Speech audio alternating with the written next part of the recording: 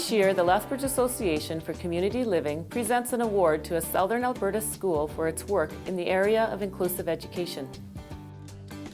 This year's recipient of the Betty Grigg Award for Inclusive Education was St. Pat's Elementary School in Taber.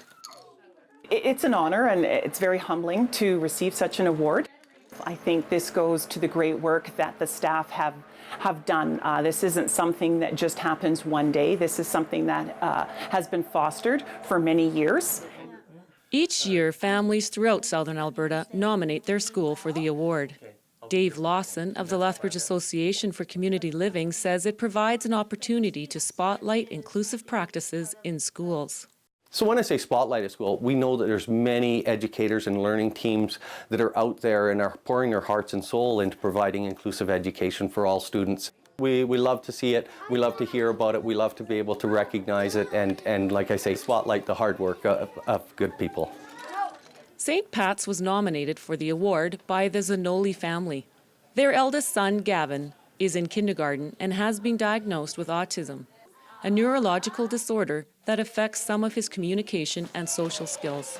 Gavin's dad says the school is providing an inclusive education that more than meets their expectations.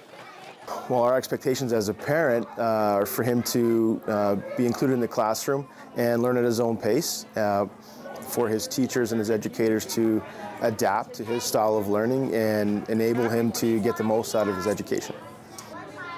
Gavin's mother, Karina, says school staff has created a nurturing environment that has had a positive impact on the whole family. Gavin's been at St. Patrick's School now for 3 years. He started in the preschool program and spent 2 years there, and now in kindergarten. And, you know, really the staff here has been kind of part of the journey with us almost right from the stage of diagnosis. You know, they love and accept Gavin for what he is and how he is, and, you know, see his abilities as well as his challenges. Teacher Michelle Nevin is also St. Pat's Inclusive Education Liaison.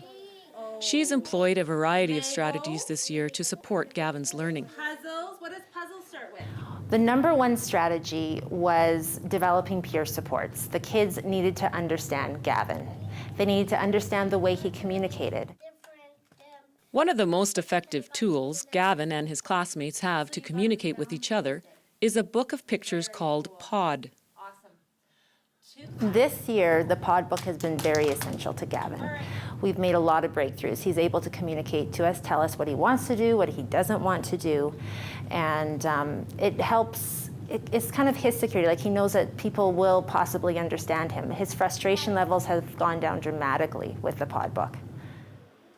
Principal Andrew says it's important that schools demonstrate and promote a culture of inclusion, especially at the elementary grade level. Children don't come with sort of preconceived notions about what people can and cannot do.